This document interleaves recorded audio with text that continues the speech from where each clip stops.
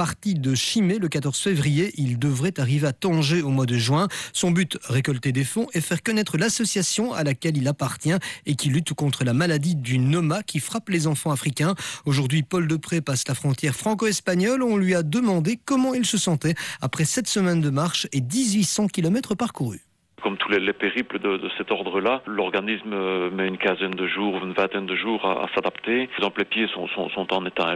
Ils ont fait toutes leurs petites crises, les cloches, etc. Le facteur limitant serait peut-être plutôt au niveau des articulations et de mes hanches, où là vraiment le soir, quand tout mon corps s'est refroidi, je marche vraiment comme un vieil homme parce que mes articulations me font mal. Les étapes sont relativement longues. On a des étapes les plus courtes, aller de 34 km jusqu'à 52-54 km. La France est vraiment très très belle. Il y a bien sûr des parcours qui sont moins intéressants au niveau de la géographie, au niveau des paysages, mais autrement, je garde d'excellents souvenirs du plateau de Millevaches, donc en Creuse, et puis la basse Corrèze, la moyenne Corrèze, la haute Corrèze, tout l'Aveyron bien sûr, et puis dernièrement les Pyrénées, malheureusement avec beaucoup de mauvais temps, mais ça laisse des souvenirs un peu différents, ça laisse des souvenirs dans l'engagement physique, dans l'angoisse parfois, quand on est à 1500 mètres en plein brouillard, qu'on est en train d'essayer de chercher ses traces, et qu'on s'enfonce dans la neige, qu'on voit que le temps passe, il y a une certaine angoisse qui naît, et puis ça fait partie du voyage et de l'aventure et des bons souvenirs. Le plaisir de la marche, c'est aussi la rencontre. Et donc il y a eu des rencontres de toutes sortes, que ce soit avec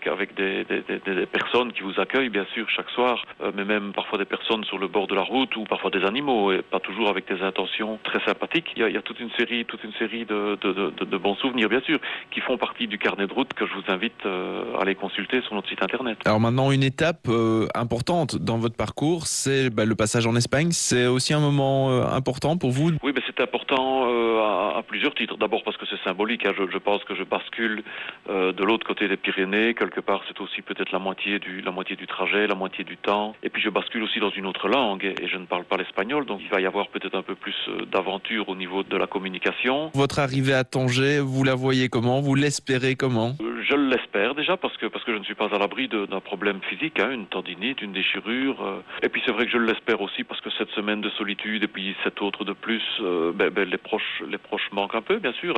Et puis c'est symbolique, donc ce sera rejoindre le continent africain. Le symbole du projet était justement de dire les enfants d'Afrique et en particulier les enfants de notre fondation au Burkina Faso. Ces enfants nous sont proches puisqu'on peut les rejoindre à pied. Donc ce symbole-là, verra son terme et verra sa réussite aussi. Et j'espère que le projet en termes financiers aussi aura atteint ses objectifs.